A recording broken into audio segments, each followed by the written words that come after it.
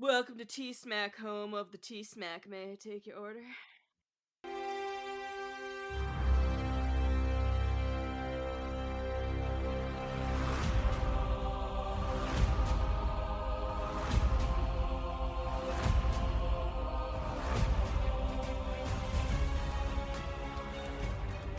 Welcome back, everyone, to another episode of Talking Smack, where we talk superheroes, movies, animation, comics, and much, much more. I'm your host, Josh Scar, and joining me, as always, is your favorite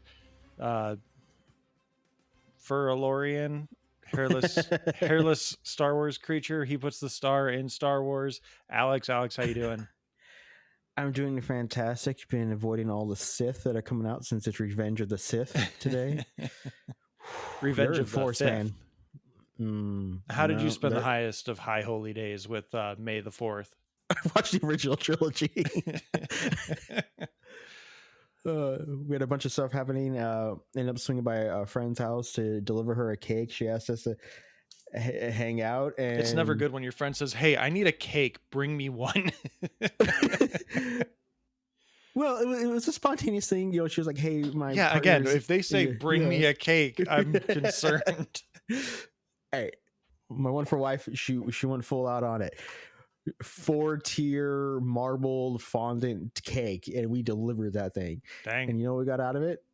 Watching Star Wars and some ribs.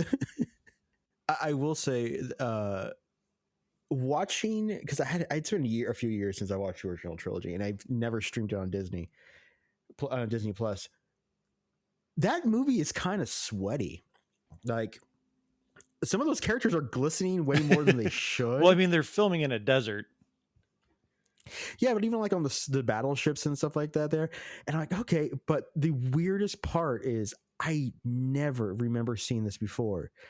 But during the trench run, there's a few shot angles where they shift the camera instead of like being face on with Vader to it's kind of a down an up angle because they show him like fiddling with the controllers. Oh yeah. They got to make sure they get that in. And you can see that the lenses aren't black; they're slightly red and opaque, and you can see the actor's eyes behind them. And I'm like, what? So I paused. So I had to go back and pause it. I'm like, has anyone else noticed this? I'm sure they have. And now we're just, well, I meant in the room. And now we're just staring going, this is wrong. Like, so we hit play, I kept going. And then there was one more other angle, which was kind of like down into the side where it's up. And it's like, there's Vader's eyes. But none of the rest of the trilogy. The rest of the trilogy, they make sure that that's matte black. You can't see shit behind it. I'm sure Lucas, after that, was very much like, I have an idea for what I'm going to do here. Because the original concept had Vader being partners with Luke. And I think it was Luke Starkiller and Anakin Skywalker or something like that. Or Anakin Starkiller and Luke's... I think it was Anakin Skywalker and Luke Starkiller. And they were going to be partners that Anakin eventually betrayed and became Darth Vader. If I remember the original script concept properly. Hi, Kitty Cat. Oh, hi. I mean, talking to your other one. How does a cat have a pet cat? Isn't that like Mr. Potato Head advocating for this? We're going to be doing 90s nostalgia, so like this fits perfectly. Isn't this like Mr. Potato Head working for Burger King advertising the new French fries? It's like someone owning Goofy. Crap. Who owns Goofy? It's Disney? Like a dog who owns. No. Crap. I've heard this before. It's like, how does a dog own another dog in the Disney universe? Oh, like how is Mickey best friends with Goofy, but also owns Pluto? Yes, thank you. Yeah, that doesn't quite make sense. She's loud right now. Hello, kitten. Like it's 4 inches from my microphone and purring. We're going to hear from Tim, Joey, and Slade over at the Game Club Pod. And when we come back, we're going to bait you with some nostalgia. We'll be right back.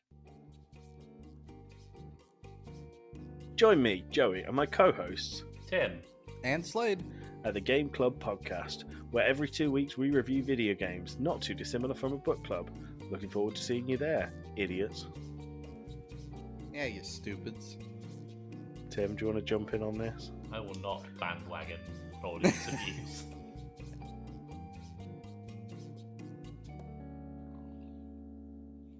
And just to remind everyone that when you subscribe to the Game Club Pod, you're not just subscribing to the Game Club Pod, you're subscribing to Two Blokes from Blighty, the monthly anime club that Slate has, as well as you are subscribing to Between Two Pods, which I believe is currently on a small hiatus as Slade took the month of April off. And I know they've done seasons for Between Two Pods, but I don't know how long of a break they took.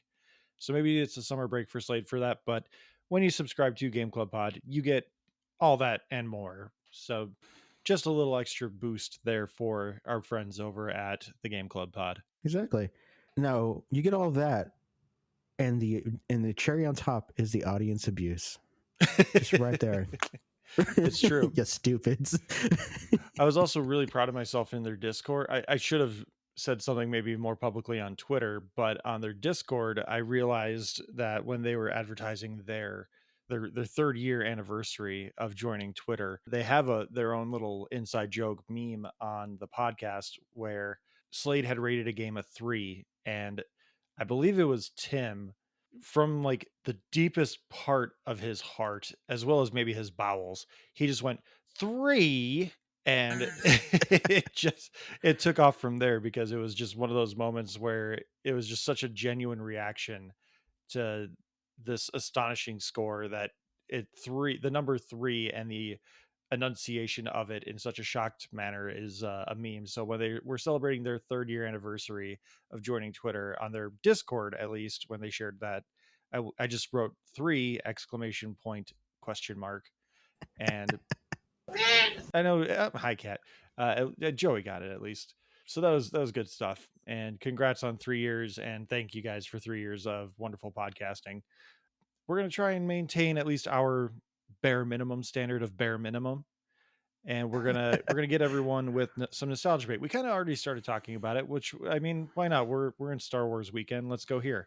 Basically, we're just gonna be talking about stuff from the 90s that either debuted or it had new things come out in the 90s. And I'm gonna start with the 97 re-releases of the original Star Wars trilogy. Like, it's not technically new, it just is a refinish. But that's some of my earliest nerd stuff that I was like, yeah, I like this. This is Oh, yeah. this is going to become part of my personality. I remember, I've shared this story before, but I remember seeing some of the Star Wars trilogy on WGN, which it was a nationally broadcast station, but in the Northern Illinois region, we got a local channel of WGN, not just like the national broadcast version. So like we got a lot of different local stuff. And one of them was they regularly aired the original Star Wars trilogy. And because at that point I'm not even a 13-year-old. I'm preteen at 1997. I just would walk away. I'd be like, I want to play video games. I want to do this. I want to do that. So whenever I came back and it was now people in space fighting a giant golf ball, I was like, oh, this is something new.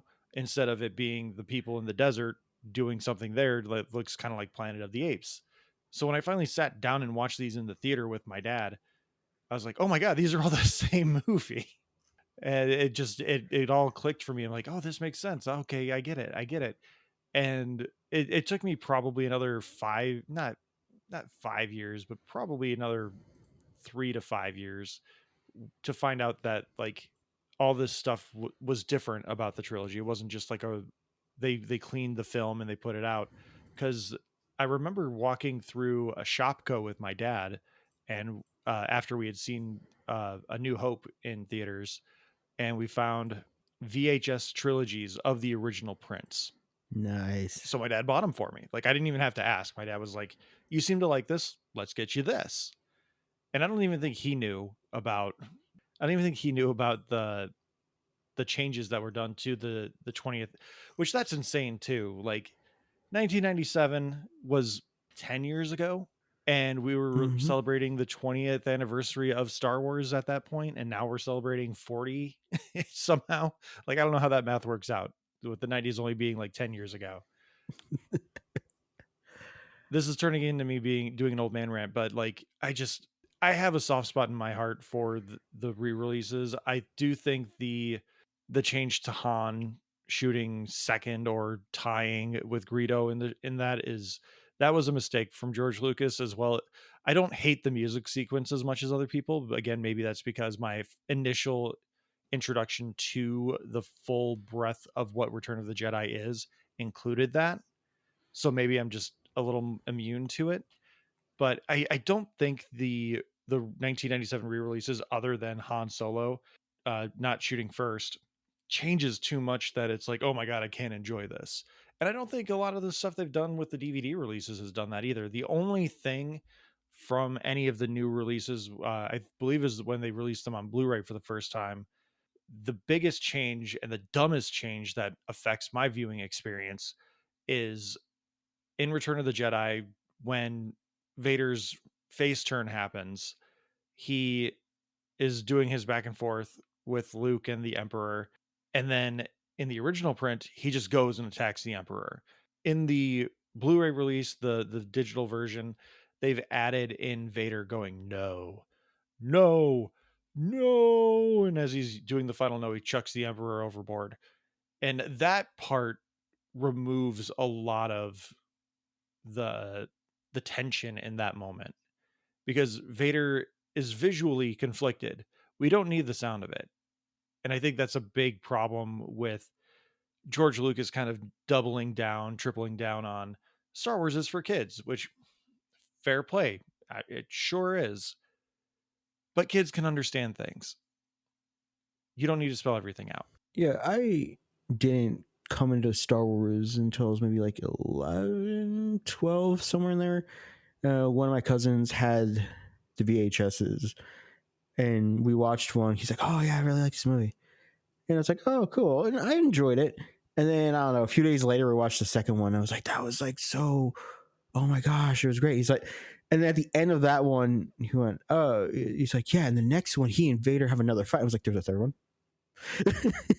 And we went into it, and I remember that push, like you were talking about, that huge push on Disney Plus, talking not Disney, on ABC, talking about, oh yeah, we're re-releasing them. There's touch-ups. There was a special about them, about all the little things you can do now, and all these things. But oh, this is the first one was just so it's like I was so bare string budget. There's things I needed to do, and look at this beauty that we can pull off. Mos Eisley's now huge. And so fleshing out Bespin, Cloud City, that is something that, like, I don't know how anyone in the 80s saw Cloud City and then went and saw the re-releases in 97 and was like, why the fuck did they do that? Like, that was huge. I mean, I think Empire is probably the one that benefits the most from the 97 re-release. I don't know that they changed too much from that, except adding in additional background flavor. Yeah, there's a lot of polish, just little effects here and there, some of the matte lines and other stuff they really just kind of smooth out. But really, it seems like the only thing they need to do was those just beauty shots, those hero shots of Mos Eisley. And especially, yes, they added a ton to the landing sequence, and when and the added Jabba scene too, like that. It's the one where Han is getting the Falcon ready, and when he shows up, Boba Fett and Jabba are there. Like, that scene, like, I think for 1997, it's kind of a technical marvel where they went, we'll just shift the frame and make Han walk over Jabba's tail. And like, cool, you did it. Did this scene actually need to happen? No. And of course, the glamour shot of Boba Fett just walking, looking at the camera, and then walking off. But Cloud City in particular, the making all of those little gray indentions be portholes to see outside the city is fantastic. It really changes. It really changes Lando from being just a guy who apparently runs a little place called Cloud City to, oh, holy crap, he's in charge of a city in the clouds. Yeah. And that is just lovely. Return of the Jedi, I didn't notice as much. I don't know how much extra polish they added to that. I think they spent most of their budget on the musical sequence, because I mean, right, there's 3 human backup singers, and then there's 2 fully CGI characters. Yeah, which is that's rough nowadays. A lot of those polished sequences looked great in '97, do not age well. And you see, and what I find funny is you really can see, especially with the who knows what version remaster they are on Disney Plus, but you can really see kind of like some of the cheapness of the outfits. It's even in Return of the Jedi, like Luke walks in for that first sequence where he's going into Jabba's palace, and you can see just how thin of a piece of cloth that cloak is, because it's just porous light just pouring through him. And Well, again, like I'm sure they're not going to put him in a Yeah. full wool cloak in the middle of the desert. He is a Jedi. He can withstand it. He ran with a probably like a 20-pound clay foam puppet on his back and Frank Oz. That was on a sound this stage, though. Like, that was an air-conditioned sound stage. Did you see those backflips? Run, That was tough. I can be your backpack while you run. Swing from a hairy vine. I can be your But backpack yeah. while you climb. Well, no, I'm sorry, adding Hayden Christensen to the end. See, Oh yeah, Lord. with the that was the was that the Blu-ray release, or was that the that wouldn't have been the That was a 04 re-release with the DVDs, the original DVD releases, would it? I think it I was. think the that was the Blu-ray release. Blu-ray. Yeah. What I find funny about that now is because they got rid of the original actor and replaced his Force Ghost with 27-year-old Hayden Christensen. Now we have like the Acolyte or whatever the heck, the Osaka show. Oh wow, it was the 2004 DVD edition. They released it with a DVD edition? Apparently, yeah. Sebastian Shaw was replaced with Hayden Christensen at the end of the 2004 DVD edition, Return of the Jedi. Even George Lucas, 20 years later. Well, I'm wondering if because of Osaka and the not great de-aging they did on him, he does look like a man who's in his 40s now. I don't even know if they did de-aging on him. Like, did they just do like a little makeup and some touch-ups? Because like I feel like they didn't do a lot with it, which is part of what made it a little extra Uncanny Valley.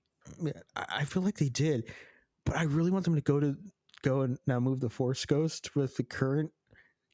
Just do one more, just one more edit. Come on, Yeah, just I mean, George, he would be age appropriate for when he should be at this point. It's 20 years later. Exactly. Just slide him in there. Yeah, just do a quick scan, have him do his awkward little the awkward Ted Mosby, hands in the pockets, shy looking up. Exactly. Conveying a shy sense of vulnerability. And you know what? Just slide Ewan in there. He's getting close to the Alec age Guinness that didn't care about being in those movies. Like, let's just add Obi-Wan in there. Why not? I mean, it's implied that Leia can see them too. So like, she never saw Old Man Kenobi. She saw hot middle-aged Kenobi. Yeah, just release the smack cut. That's what we want. Topher Grace, you have your next assignment. Hell yeah. So part of what instigated this whole thing was last week we were talking about Disney owning the Muppets and that just being a whole merchandising thing more than anything.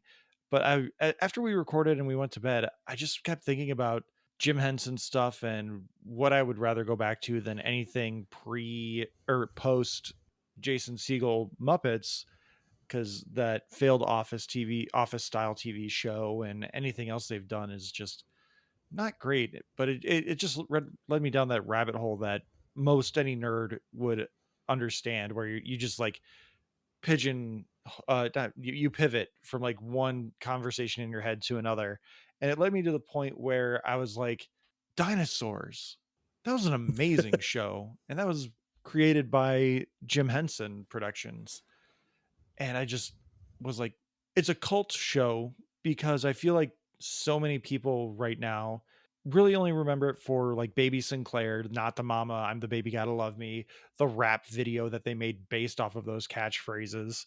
But they forget that Dinosaurs was a Simpsons level sitcom that hit some really good points. And maybe comparing it to The Simpsons is not quite what it should be. Maybe it's more like Futurama, where it does a similar concept where it's like modern day premise with a different perspective, whereas Futurama it's the future, and with Dinosaurs it's the framing device is this is the first time anyone's ever done something like this, because with I believe it's like with the invention of the refrigerator they have been able to domesticate themselves, which with domestication they're able to get married and have families.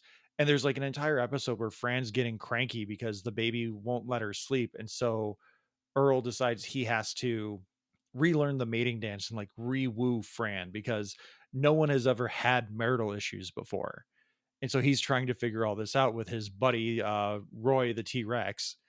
And the conversations they have in that episode are just fantastic because it's like, yeah, you see how this applies today, but they're framing it in a way that makes it hilarious because again it's the first time there has ever been marital problems. So the within the context of the show, and to kind of add emphasis to what I'm trying to say, this is a line from the show when they were trying to really drive home the point of like, yeah, we're animatronics, we're puppeteers, but you're kind of missing the point of the show.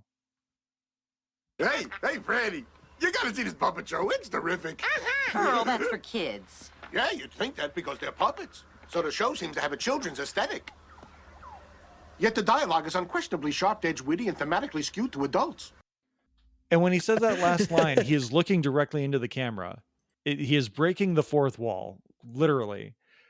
And there's one other scene that I really want to point out here, just because, again, it perfectly encapsulates what I just shared here. So this is, I believe it's called a show called Triceratops within the series. And this is from an episode where Earl gets hired to be a TV executive because he knows how to frame the primetime spots. And he does such an amazing job that people are getting dumber because they are so glued to their televisions. And in the scene leading up to this clip from Triceratops, Robbie passes out, and that's the son. And Fran, the mom, has to pick him up, and he's like, "Oh, sorry, mom, I just forgot to breathe again," because he's been so invested in television that his mental capacities are just failing. So this is what Earl has done to try and smarten up TV. Police! Hold it right there! Come on. Don't shoot. I surrender. We're not gonna shoot you! We want to re-educate you! You see, son? You're just the product of an alienated economic class, lashing out because you feel powerless and unloved. You've been disenfranchised by the bourgeois power structure. That's right. I stole a car. I'm a thief. Well, son, if you think about it, all property is theft. Oh. Let me explain how the surplus value of the worker is being exploited in the marketplace. You see, when the means of production... We made a few changes in the shows. It's funny because it's true. Oh my! Okay, I immediately thought of Teen Titans Go because don't you dare compare Dinosaurs to Teen Titans Go. Because Teen Titans Go, yes, they are the Jerk Titans, but he teaches an episode. There's an episode where Robin teaches him about like the lending economy and ride sharing and not owning property, and then another one about he teaches about investment properties and income taxes. And out of nowhere, you're watching, it's like, of course the rest of the Titans don't give a crap and are just ragging on it and immediately break whatever it is he's trying to teach them. But Mr. Feeney is dead. Whoops! Oh no! Start over. And so, oops! No. Well, stop. it's probably no. And so you're getting this actual moral lesson about how the world works within the parameters of this kid's show. And I'm listening to Dinosaurs, and I know I haven't thought about that show in a while. I should go rewatch it. But I remember you should. Yeah, I remember being vividly impressed as a kid when Robbie gets sent off to war, and they're working on like a tagline of why the two legs and the four legs need to be fighting each other. And I'm sure this is probably around the Gulf War when they wrote the show. But I'm watching this, I'm like, oh, he's at war, cool. This war is great. This is gonna be awesome. And then they break it down as, we have come up with a phrase for what it is we're doing to destroy the four legs. We are right. We will call this war. And as a kid, I was like, is that what war really means? Is this why we're fighting each other? Because we believe we are right? And then they're showing, of course, both sides of it. And I think it was maybe 2-3 episode arc. It was a 2-part episode. Yeah. It was a 2-part. And I remember finding nuance in the world, and that really hurt as a child. Yeah, there's so many things in the show that, again, I know people bring it up from time to time, but it does feel like it has become kind of an underappreciated classic, like within the cult classic community, because people remember, again, Baby Sinclair. They remember little things. They remember certain episodes. Like there's one episode where uh, Fran and Earl are getting ready to celebrate their anniversary, and Earl has procured like the last two of this like most delicious species of mammal that is still around, but they're the final two. And Robbie's keeping them a secret or hiding them in his room while while Earl is getting ready to prepare them for his anniversary dinner. And because they're mammals, they're smart and they can talk. And Robbie's like, "Oh man, my food can talk, crazy!" And he learns about them and he becomes attached to them. And throughout the course of the episode, eventually Earl's boss, Mr. Richfield, I believe is his name, the big triceratops that can't leave his trailer, he finds out that Earl has these mammals, and he basically threatens Earl's job that if he doesn't bring them to Mr. Richfield, he's gonna fire him. And so Earl's kind of left with no choice. He needs income to take care of his family, so he's going to bring them to him. And there's this whole like poignant thing because Earl has learned to appreciate them as well. And Robbie and Earl are sad, and they have this wonderful moment. And then the episode ends where we see that these mammals have had babies. Because I think, if I'm remembering correctly, part of the episode is also that it's a male and a female, and they don't get along. They're just like, oh, he's look at him. Like, why would I date him? And he's like, well, you're no you're no ray of sunshine either, lady.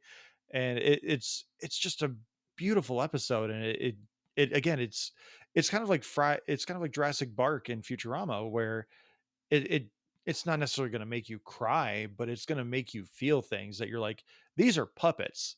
These are dinosaur puppets that are making me feel and get on the verge of having tears. And it, like, yes, there's occasional moments where it's silly and funny, but there are a lot of really amazing episodes. Like there's an episode where Robbie, he's going to try vegetarianism, and it's framed like it's an anti-drug episode. And as the episode progresses, it becomes more of like an LGBTQ story where Robbie has kind of discovered a part of himself that he hadn't really acknowledged before, because his family were meat eaters, so he must be a meat eater.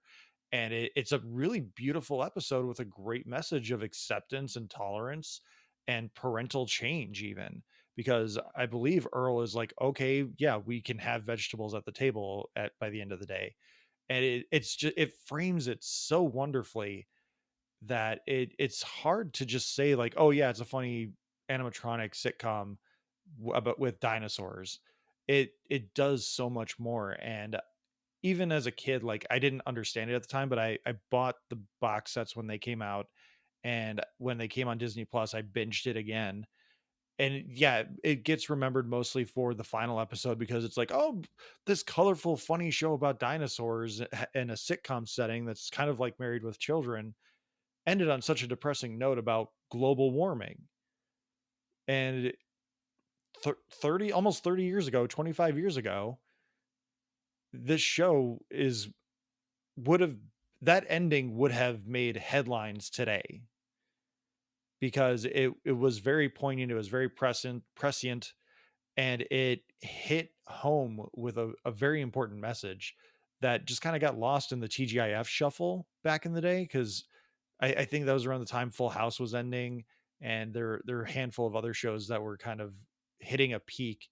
So Dinosaurs just kind of got left behind, especially considering the budget that it was on. Because I think it was like either the last or the second to last show of the night by that time with TGIF, and it just never gained traction after the first season. But I think they had a contract for so many seasons. But it was such an amazing show that it does exactly what that first sound clip it's puppets, so kids are drawn into it, but there is something beneath it. Same thing with Futurama, same thing with The Simpsons, and to a smaller extent Family Guy, and a lot of other animated shows, which proves like the point of animation and puppetry as art storytelling formats. Just because they look like they're for kids does not mean they are. It doesn't mean they are only for kids, I should say.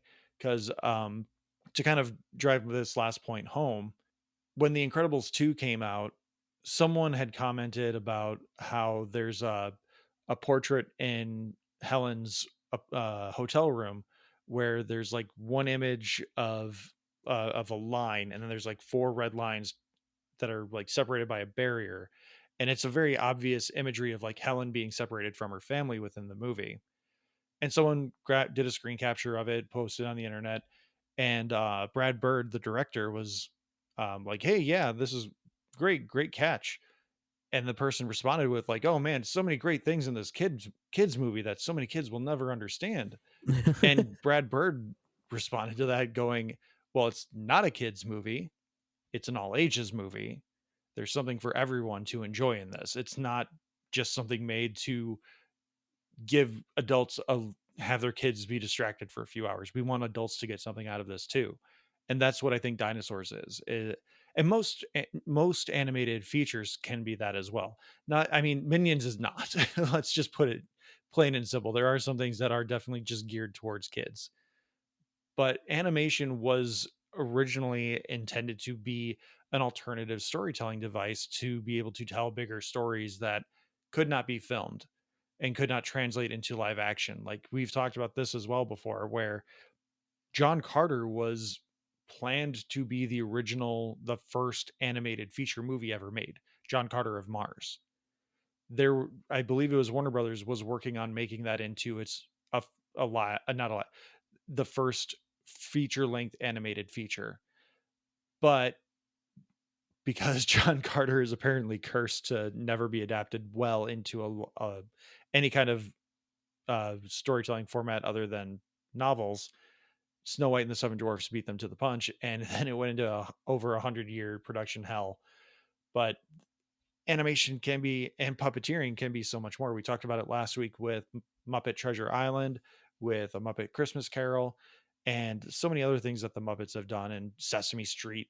Like, yeah, they're puppets, and kids are drawn to them because they're silly and wacky and they look interesting. But if you go deeper and look into what they're saying, you're going to get a whole different world out of it. And that's Dinosaurs to a T. Very well said. I haven't revisited them since it ended and just being devastated. It holds this little kernel. It holds this kernel in my head of, being 9 years old. And I'm like, I just can't go back to that. But I've seen mentions in blogs and articles and stuff like that about the show and how it was just so severely misunderstood. It was a huge hit its first season. They tried to move it to anchor other stuff around it, and they just killed it in the shuffle. When you mentioned that you wanted to talk about it, I looked up some clips and yeah, it's a dynamic show. The puppetry is amazing. The sets are gorgeous, but there's so much satire within it. Even, his job is literally just pushing over trees, which was a commentary about the deforestation of the rainforest and other stuff of like, do we really need to do this? Why are we, not recycling? Why are we not doing other things? No, I just go out there and I just shove over trees, man. It's what I do all day.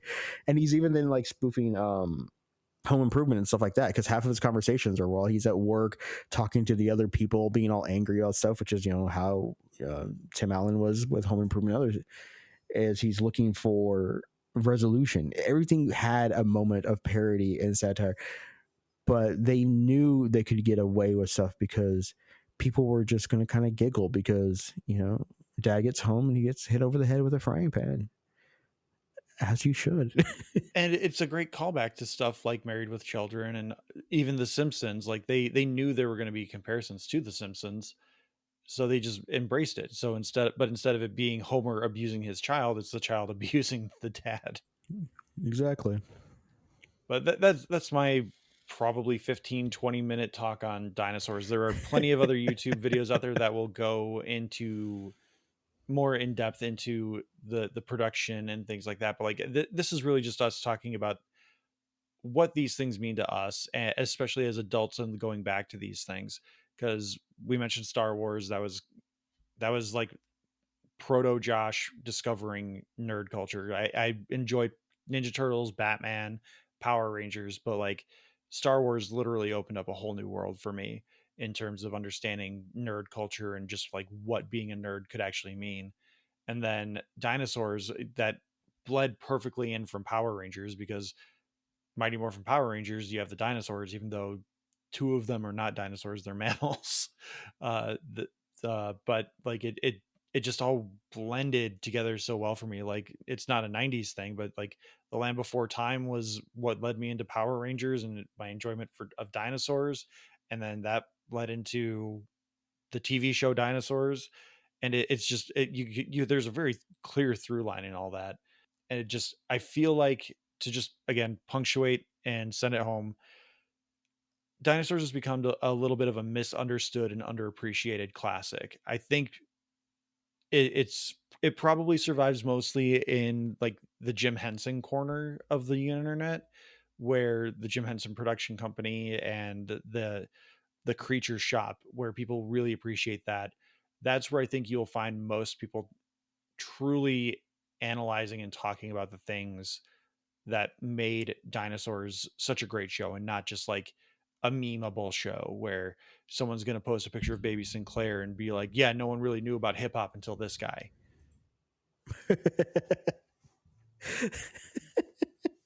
But that's we've talked mostly about two things that really meant a lot to me. Star Wars was a little bit shared, but Alex, what are some nostalgia bait things from the 90s for you?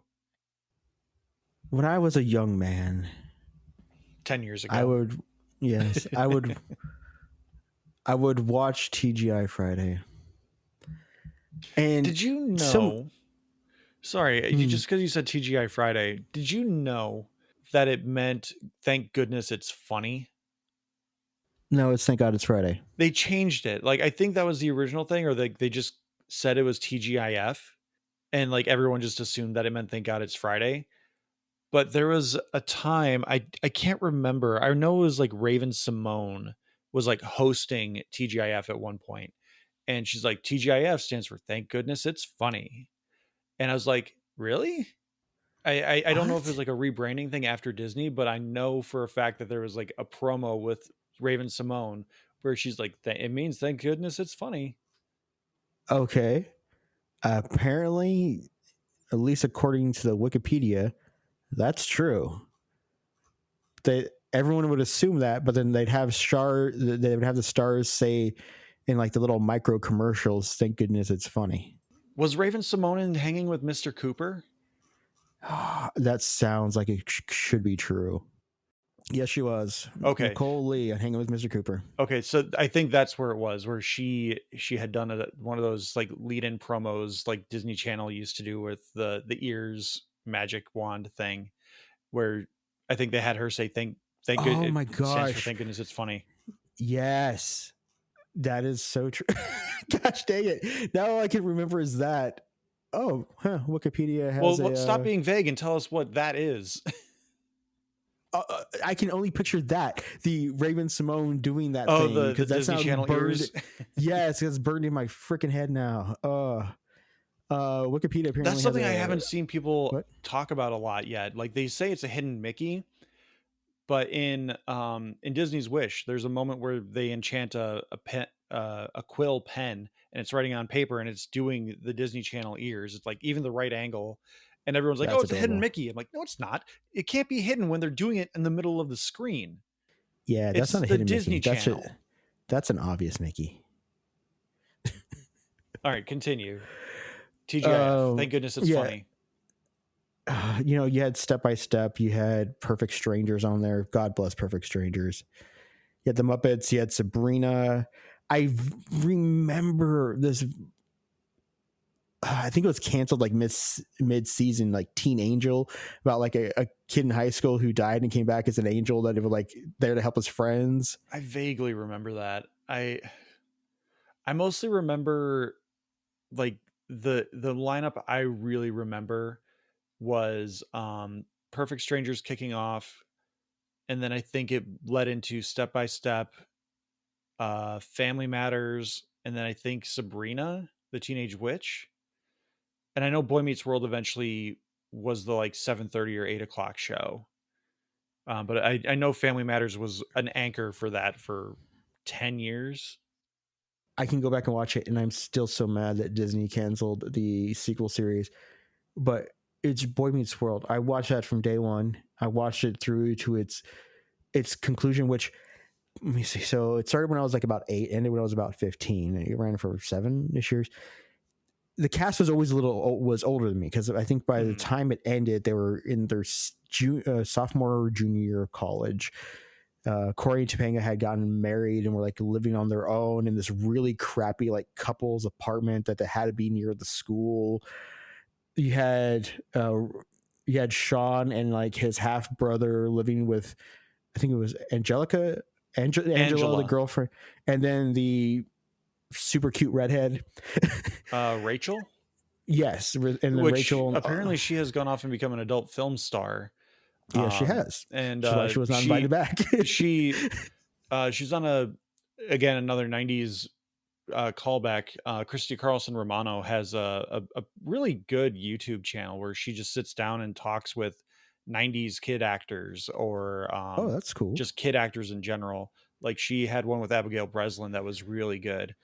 I think that was the one where Christy Carlson Romano talked about how she can go to like Disneyland, Disney World with her kids, because the Disney magic in the theme parks is real. Like that, those moments are real. But if she were ever invited to come back to Disney for anything, she would have real reservations about it, just because of like what it would mean for her psychologically. Yeah, I could see that. Coming from Even Stevens and all the baggage that comes around all that. Yeah. But for Boy Meets World, yes. For Boy Meets World, it was when I started to realize that the show's success could dictate being able to pivot to difficult topics. You had normally it would be like, oh yeah, my friend Sean, he's just not doing that great. It kind of allude to an episode or two of like, oh, maybe he was in a fight or stealing something. But they went deep on it. His dad having alcoholism, his surrogate father getting in a motorcycle accident that they then kind of like brush away, ignoring that. And the struggles of Corey and Topanga trying to make it work as adults on their own while staying in college, while being difficulties living together. And the show, it is also where I realized a show could really lean into its Flanderization of its characters, because goddamn Will Ferrell, they changed Will Friedle. Will Friedle.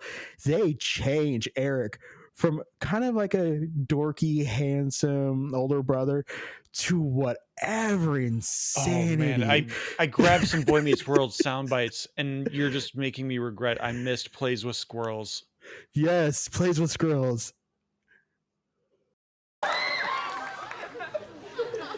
Eric? No, not Eric, not anymore. It's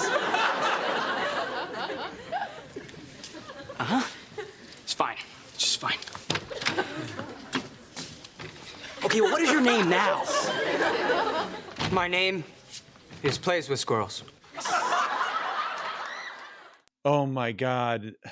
Plays with Squirrels is like, there were 2 Boy Meets World bits that stuck with me for forever, and one of them was Plays with Squirrels. I love the name bit where they're like, Eric plays with, and then Mr. Feeney comes in, he's like, Mr. Matthews, Mr. Squirrels. He's like correcting them.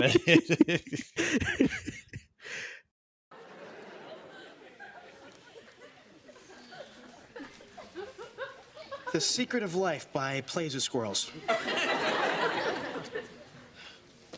Okay, everybody, I've got the Secret of Life here, if you want to know. Fine!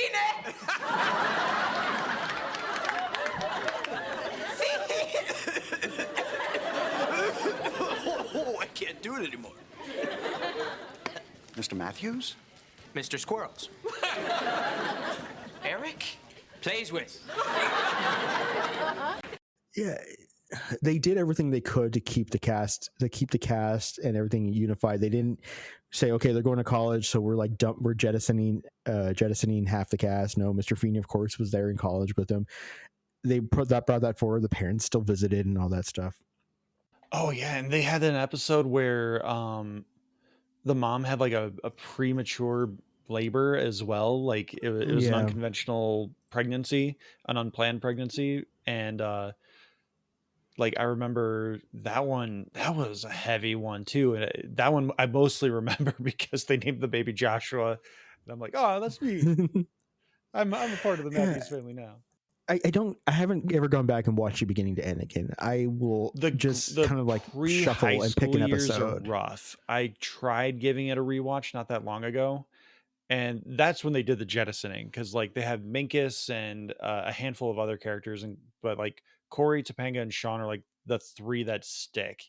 Because I think Mr. Feeney was there, but they also had like a female teacher or a woman principal that was there as well.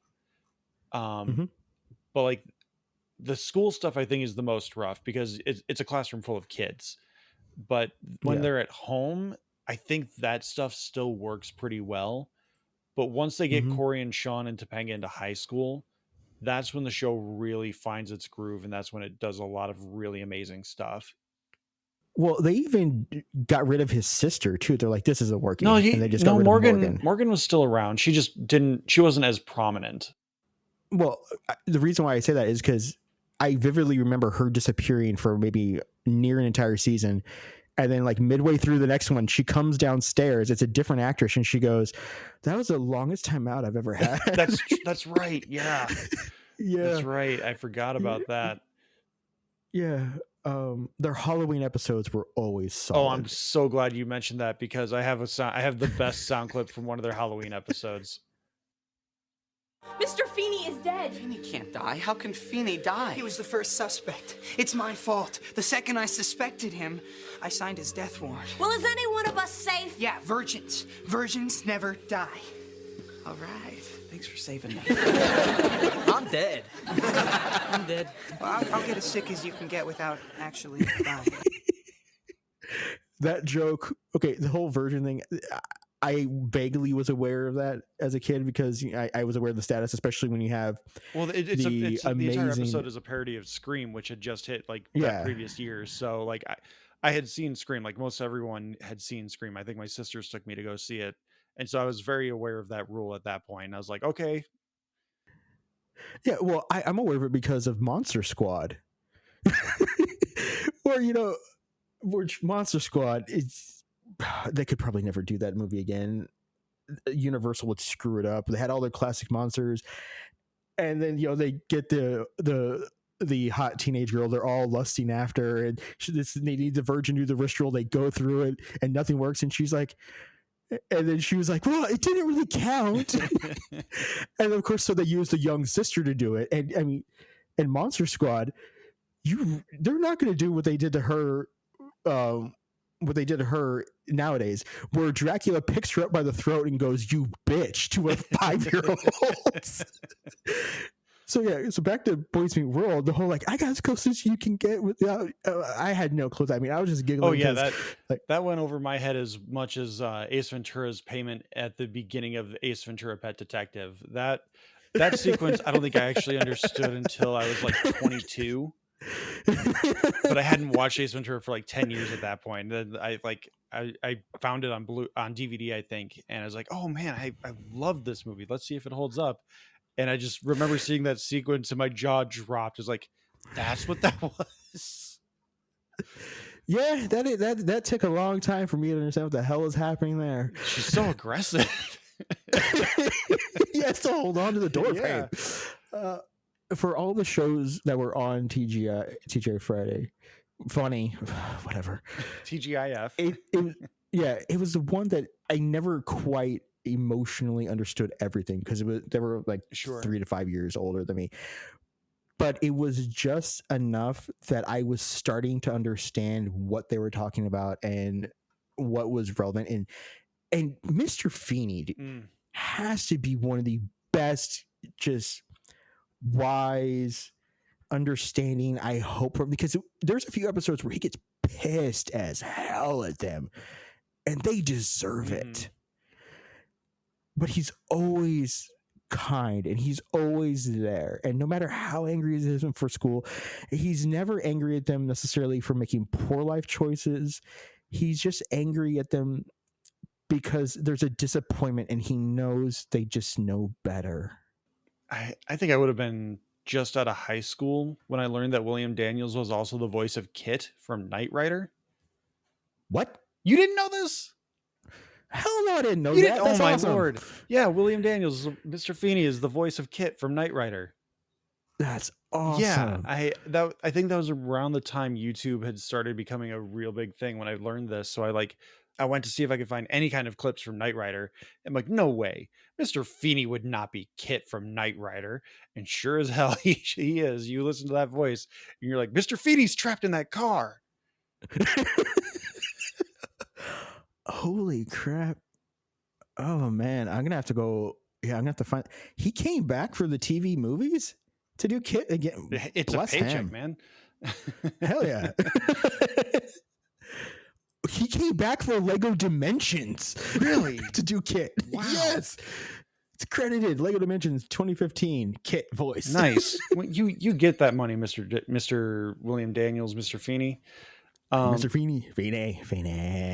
And he's doing Comic-Con circuits too. Like there's wow. I don't think he was at maybe it was C2E2 last year with Will Friedle. But I know he was recently at another big convention. Will Friedle did the Ryan Reynolds Deadpool 3 asking Hugh Jackman to be in the movie bit where like he's just sitting there reading a newspaper on a lawn chair and he's like, hey, Mr. Feeney, you want to come to New York Comic Con with me? He's like, all right. Yeah, the movie, the show just resonates because there's not necessarily anyone in the show who is a bad person. Even the bullies, the bullies from the early seasons, they all get their comeuppance of like, well, they have home problems too and stuff like Is that. it Frankie and Joey are the bullies? One of them's the schooner boat guy from Mallrats, and he's also the tolerant football player in Remember the Titans. Oh man, he's also the son of wrestler Van Vader. I remember that episode because that was right in the middle of my big WWF Attitude Era phase, where there's an episode where I believe he's Frankie. His dad, they find out that Vader is his dad, but like he's had his face turn where he's no longer a bully and he's like writing poetry, but he can't connect with his dad anymore, who is Big Van Vader. And so like Sean and Corey know all about wrestling, so they come and coach him and they help him win a match, and it's a fun episode, which again kind of harkens back to episodes that end on a very heartstringy. That's all the TGIF shows. Is like every episode has that heartstring big hug moment. Oh yeah. But that one was just one of those moments where it's like, oh, clearly everyone is watching wrestling right now because of D-Generation X and Shawn Michaels and whatever. We need someone from the WWF in our show, and like Vader was the only one that was available, so they got him. I still remember when they were doing like their graduation episode when they were transitioning from high school to college, and they're just doing callbacks to all the plot lines that they dropped. And I absolutely Minkus showing back up. Yes, the whole like, Minkus is like the valedictorian. We haven't seen him in years. I was on the other side of the school. Oh, we don't go over there. That's I can see it in my head. There, he's pointing. He's like, yeah, it's over there. And they, like Sean and Corey are just like, oh, we don't go over there. You see that, Sean, huh? Do you see how important this week is? Saying goodbye to people we might never see again. Saying goodbye to people who've been around but we sort of lost touch with. Like who? Well, I don't know. I guess there's nobody really like that. Hi, Minkus. Oh, now it's hi, Minkus. For the last 4 years, it's like I haven't even been in the same school with you guys. Well, you know, we just never saw you around. I was just in the other part of the school. What other part of the school? You know, over there. Well, we don't go there. Yeah, you go over there, you may never come back. That's crazy. Hey, Mr. Turner, wait up. It still hits me in the feels in the right way. And I love that it was allowed to grow as it did. Yeah. And so, yeah. And it's one of those shows that it can get goofy when it wants to, but it can also be serious when it needs to. Because like there's an episode where TGIF did the crossovers all the time. I don't know if they ever got the Family Matters crossover where Urkel showed up, but there was I don't remember. I remember there was one Friday where Halloween fell on a Friday that year. So they did a big Sabrina the Teenage Witch crossover event where Salem like dimension hopped. So he affected everyone's show. And in the Boy Meets World episode 1, he created a World War II drama where Corey has to go off and fight in World War II and they don't know what's going to happen. And it's essentially like, I'm pretty sure Michael Bay or whoever wrote the script for Pearl Harbor watched that episode of Boy Meets World and went, I could do that for 3 hours. One of the other things I like is that while it was always obvious that Topanga and Eric were going to end up, we're going to end up together.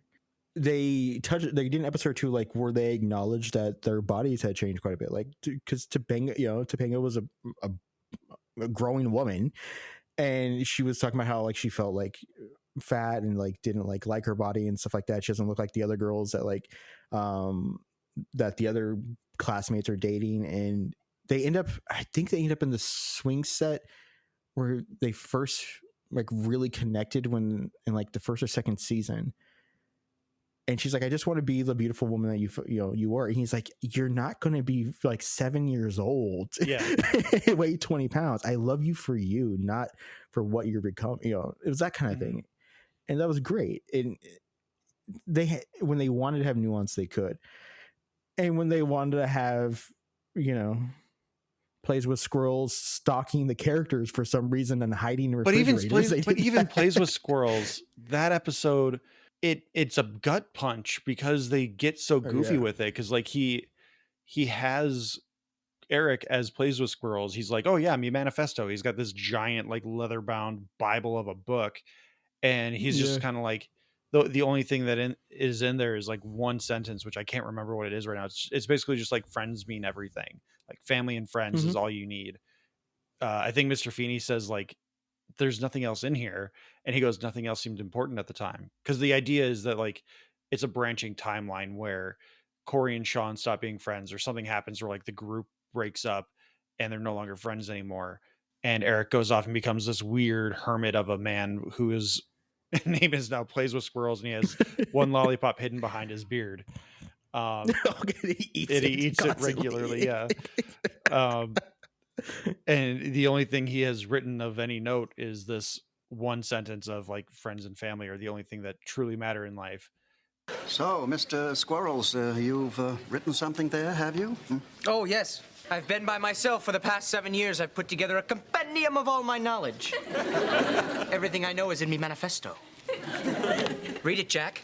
Eric, that thing is like 3,000 pages long. Nope, 3,000 blank pages. Only the first one has writing on it. What does it say? Well, lose one friend, lose all friends, lose yourself. So why are all the other pages blank?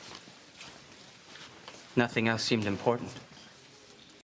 It's a gut punch because it's what kind of like brings everything back to the main timeline and the group coming back together. And it's a really just beautiful episode. But I'm gonna undermine that because there's one particular moment and episode that I just absolutely love, and I will always reference, whether it's in my head or I don't care if people think I'm crazy in the moment.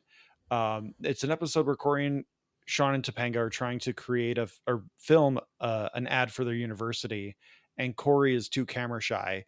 So Sean steps in, and there's a moment where Topanga and Sean have to kiss in the script because the idea is they're lovebirds that are going to school together and they're going to get married and still Yeah. graduate. So Corey becomes jealous because he's like, there's something to that kiss and I'm going to prove it. And so in this soundbite, Corey has kicked Sean out for the night. Sean slept in the quad or the common area on the couch, and Topanga has come to find him, and she's sitting underneath his comforter with him on the couch now. Well, it's probably no surprise to you that I've had a long, hard night and a lot of time to think. And I know that the two of you are thinking that the crazy little man would dwell and stew and blow all this horribly out of proportion. But I want you to know that I've worked through it, I'm fine, and I am a happy, healthy Corey. And I just want to ask one thing. What's this? No, Corey, we were just... Underpants. I always sleep like this. Underpants! Here we go. Okay. I love underpants. I don't sound clip that all you want. Underpants is something that just regularly pops into my head. And the scene goes on further where Topanga like pulls him aside and he's continuing to like antagonize her about how the kiss meant something and he's going to prove it. And if we don't prove it, it's going to haunt us for the rest of our lives. And Topanga goes, why does Yeah. everything have to haunt us for the rest of our lives? And he goes, underpants. I just, the way Ben Savage, who plays Corey, delivers, when he gets to go goofy, he just loves it and he nails it. Because the goofy stuff is usually safe for like Will Friedle and Matthew Lawrence, a little bit of Yeah. Sean.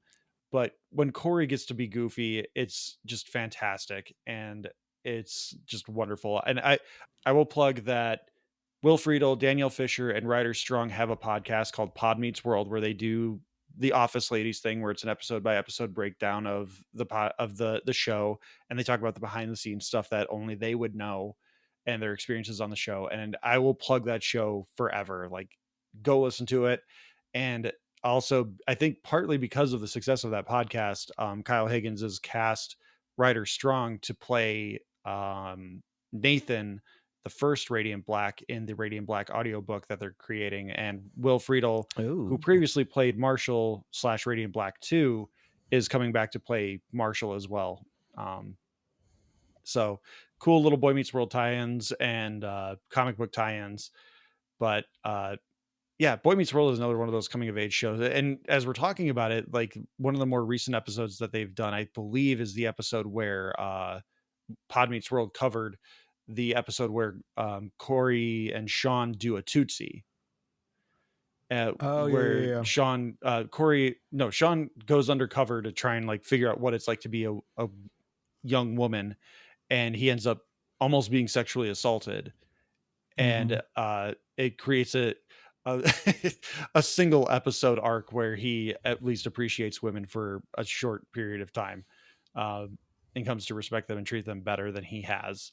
And as I was saying, Corey, Ben Savage, gets to play in that moment as well as another woman, but he gets to be the punchline of the whole man dressing up as a woman bit, where like it's kind of like Blinken in Robin Hood Men in Tights, where he's a little offset. He's like, my pantyhose are bunching. He gets to have the punchlines where Sean gets to have the poignant, heartfelt heartstring moment.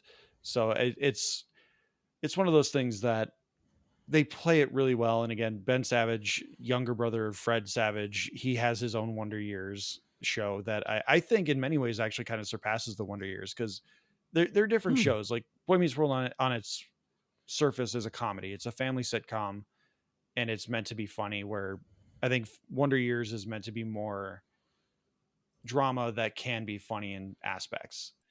So they're playing at different ends of the spectrum, but I think that for my money, I think the only thing that really the Wonder Years has given us in the 40 plus years that has been around is Danica McKellar. Like, she can do no wrong. She's a mathematician. She No. writes children's books. She's on Lifetime and Hallmark movies. Gotta love her.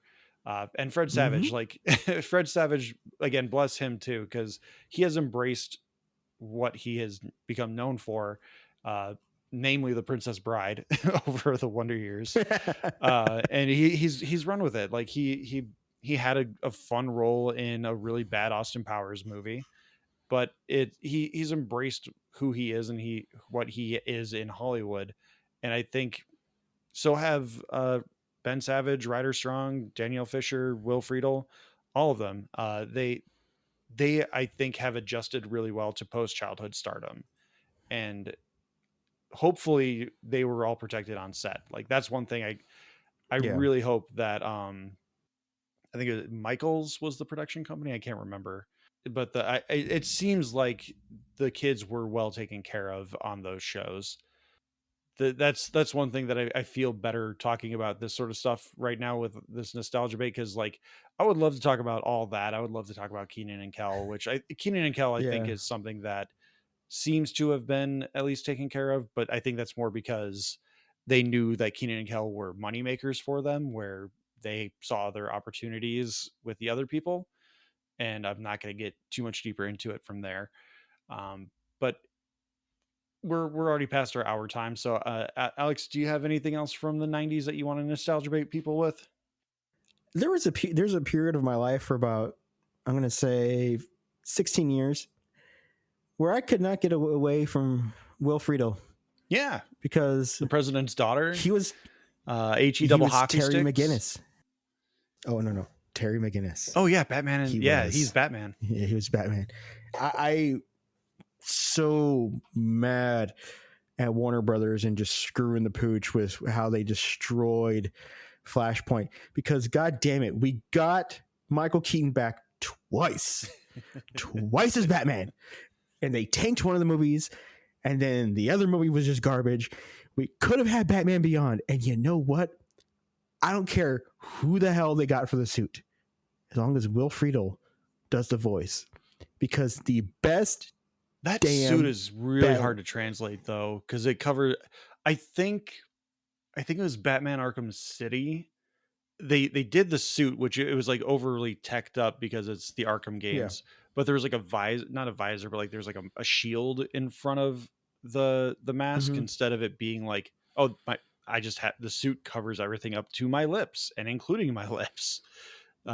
Yeah. So I feel like there's a translation issue with the Batman Beyond suit that if you did it in live action, it's not going to work well. But there are people who are trying to push for a Spider-Verse style Batman Beyond movie, which conceptually I love the idea of it.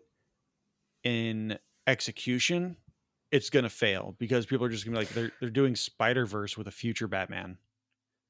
And I think we would love it. We would appreciate it for what it is.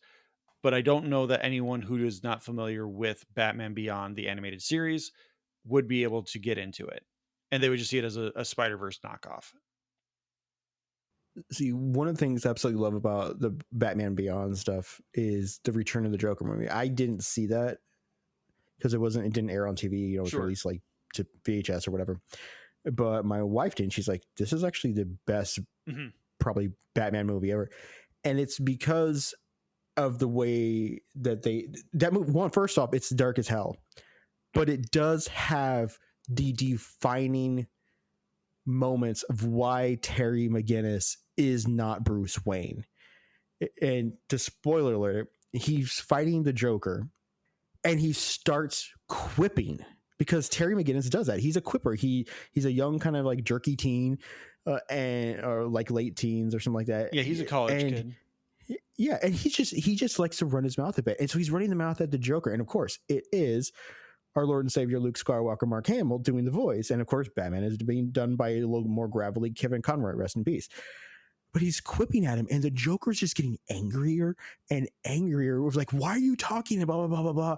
And finally, and Terry McGinnis finally goes, oh, you're not used to this, are you? And then he starts needling him about the Joker can't tell a good joke. And it just gets Mark Hamill more and more pissed. Any suggestions, boss? Joker's vain and likes to talk. He'll try to distract you, but don't listen. Block it out and power on through. Wait, I like to talk too. Impudent brat. Who do you think you're talking to? Not a comedian, I'll tell you that. Shut your mouth! The real Batman never talked to you much, did he? That's probably why you were so fixated on him. Don't play psychoanalyst with me, boy. Oh, I don't need a degree to figure you out.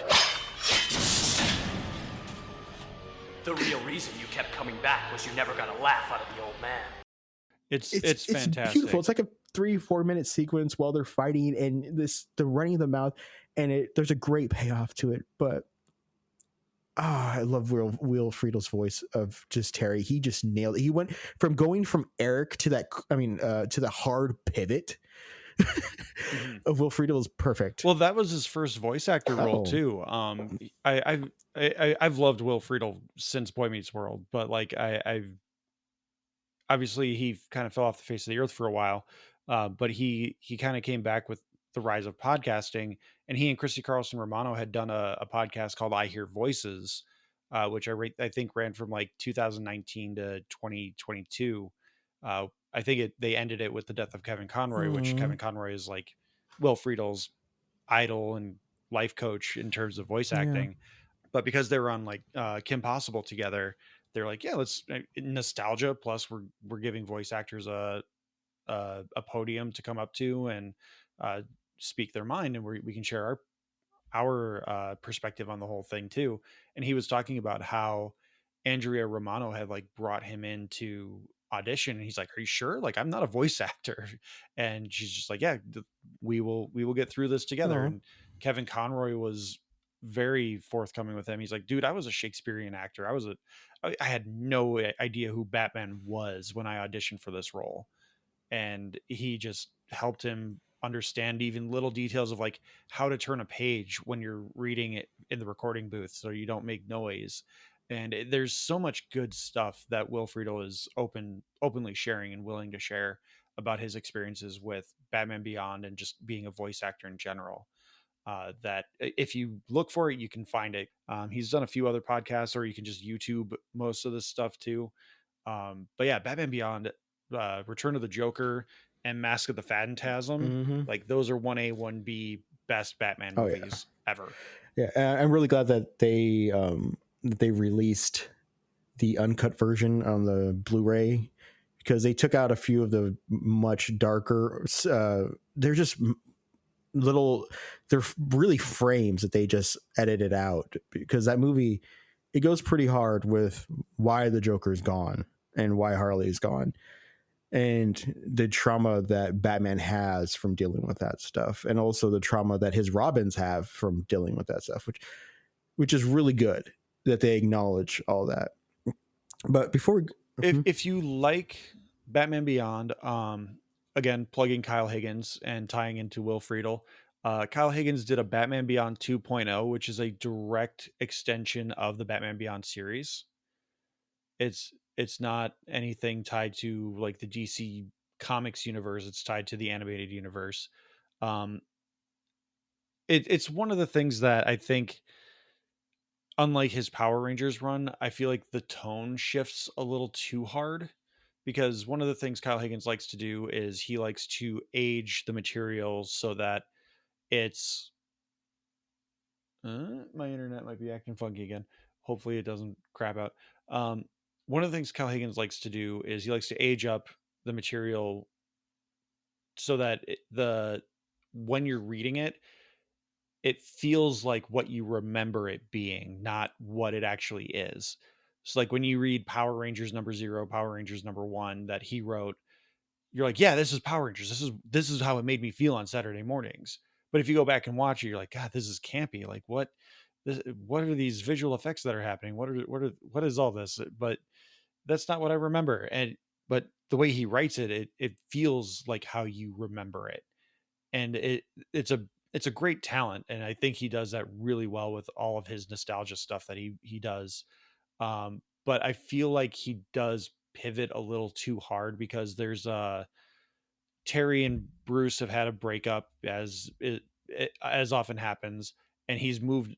Terry has moved on to Dick Grayson as his Batman mentor, and Dick and Bruce are also on the outs because, spoiler alert for a 10-year-old comic, um, Bruce and Barbara had an affair, for lack of a better word. Dick and Barbara were not married, but Bruce and Barbara hooked up in a point where Dick and Barbara were having a fight, I think, or like they were broken up, but Dick was like on his way to get back together with her. And that was like the straw that broke the camel's back. And I'm like, you can always, there are other ways to make Dick and Bruce fight, that it doesn't have to be Bruce banging someone that's 20 years younger than him. But that was also around the time that The Killing Joke was coming out, the animated movie. So like maybe that was a little bit of synergy that DC made him throw in. I don't know. But I do think in terms of the actual storytelling and the things that Terry is doing to be Batman, that's all really good stuff. I just think that the drama between Bruce, Terry, and Dick is a little too much soap opera. So there is one last thing I'd like to mention. Do you remember when the Sci-Fi Channel used to be just called the Sci-Fi Channel? Yeah. And it was SCI-FI, like the science fiction channel. Do you remember an X-Files knockoff show called First Wave? I do not. Okay. I'm not going to spend much time on this because you can't find it anywhere, and it pisses me off. Unless they occasionally re-air it, which they have from time to time, and I've caught bits and snippets. So it ran for 3 seasons. It was from, I think, 97 to 2000, or 97 to 90, whatever. Is this kind of like when Cartoon Network / Adult Swim decides to just air home movies every now and again? Exactly. So the show is about this guy who's the chosen one, who notices something funky is going on with the world. And in order to do so, he has to use Nostradamus's quatrains, because the Earth is being invaded and it's going to be happening in 3 waves. The show is called First Wave. And what's happening is there's this alien species who like needs our bodies as and refer to our bodies as husks, and settles inside of them. So yes, there's a little bit of like Babylon 5 Cylon stuff going out there. And it is the show that one told me what the hell. Oh no, Battlestar Galactica, not Babylon 5. Sorry. It was a show that taught me Nostradamus is a thing. So then I end up being 14 years old, going to the library and picking up Nostradamus's quatrains, which of course is like in the occult section, which is like in the mystery section, which is of course in the like woo-woo insanity section. And I'm reading them like Nostradamus, a commentary, the complete collection, the complete expanded collection, all the weird crap. But I anytime the show's on, because it has a mood and it has an energy to it that is unlike any of like the knockoff shows, and it is so stupid, because he invents this computer program that data mines all the quatrains and the prophecies, so we can kind of like predict where they're going to happen, where these like infestations of goo will take over for the new husks. And then he finds out more and more, like apparently the husks are very much like the Borg. They're just relentless, emotionless creatures. Even procreation hurts, but they have to kind of like use our bodies to like make more of that. It is not a great show, but because of that like core memory drop of like watching the X-Files as a kid, which you've heard my love of the X-Files. Everyone's heard my love of the X-Files way too much. But this is another one that I would kind of like also watch in tandem, because I knew it was a knockoff, but at the same time, it was just enough bizarreness and like just tickled that part of my head enough where it's like, this could be true. What are Nostradamus' quatrains telling us? But really, the reason why I bring that up is because I'm ticked off because I would like to rewatch that show. I would like to give it a shot. It's only 66 episodes, 3 seasons, going canceled, but I can't watch it. Nor can I watch The Secret World of Alex Mack because for some reason, even though Secret World of Alex Mack, yes. Even though I have Paramount Plus, it's not on there. Why isn't it on there? I would like to That is a great question. Why wouldn't it be on there? Because like they have the Adventures of Pete and Pete, don't they? Oh my God, Pete and Pete. No. I feel like the Adventures of Pete and Pete would be on there. So should But yeah. It bothers me that it's not on there. You have my money. You have you know what you are. You know that I am yours. Just give me The Secret World of Alex Mack. Give me, the famous Jet Jackson. Well, that's Disney. Yes, but Disney also does not have it. Disney doesn't have the famous Jet Jackson. Yeah. Jet Jackson, I can kind of understand because like Disney doesn't want to give away money, and I feel like if you do the famous Jet Jackson, you should donate portions of the revenue somehow, but that requires them to share streaming data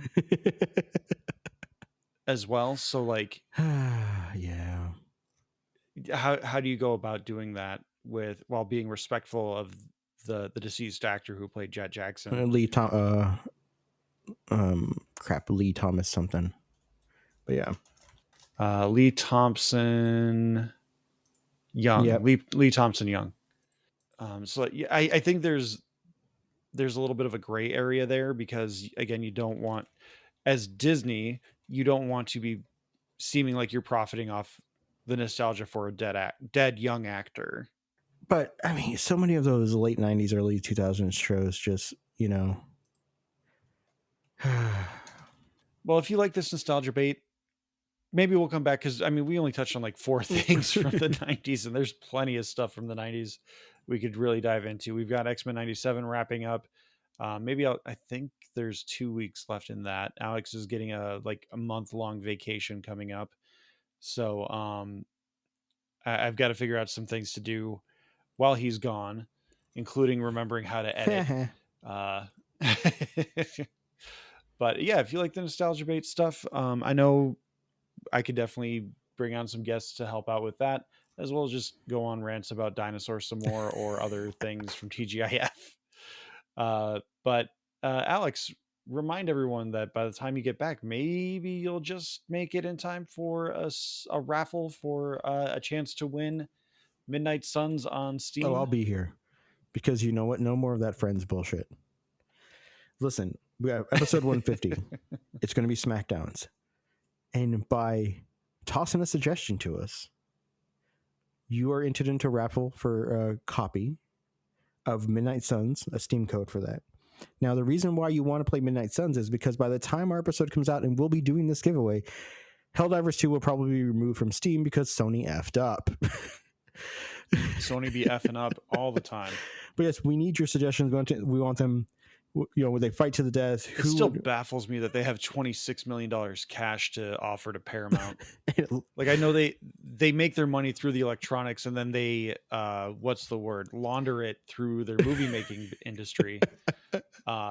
Allegedly. But dear Lord, how do they have $26 billion in cash? And it looks like they're going to get it too. Well, that's going to be I don't like it. It's going to be an interesting thing if Sony owns Paramount. But anyway, I saw that brings the big. There used to be 6 big movie production houses before Disney bought Fox, and now if Sony buys Paramount, that brings us down to 4, and we are just that much closer to By and Large from Wall-E. Oh, but man, those hover pods look comfortable though. Yeah. I mean, all your entertainment and food at your fingertips and just floating around in a hover pod. Breakfast in a cup. Exactly. And isn't that just Starbucks?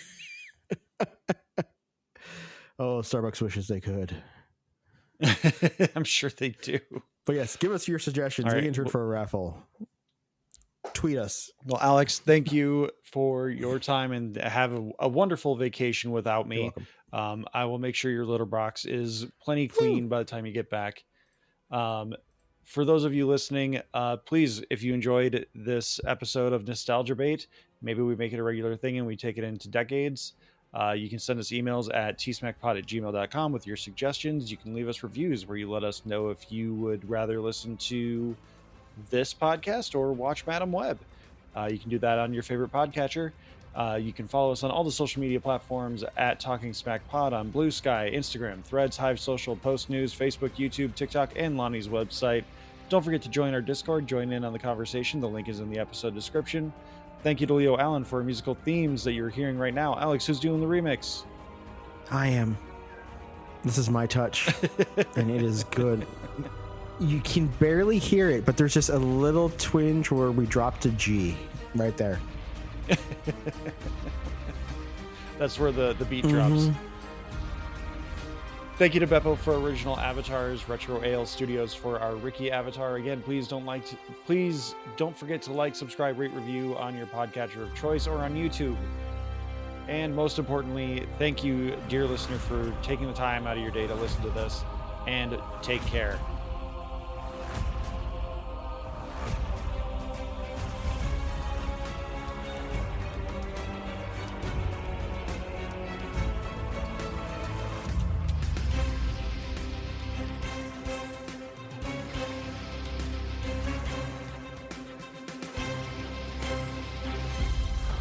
And watch Star Trek.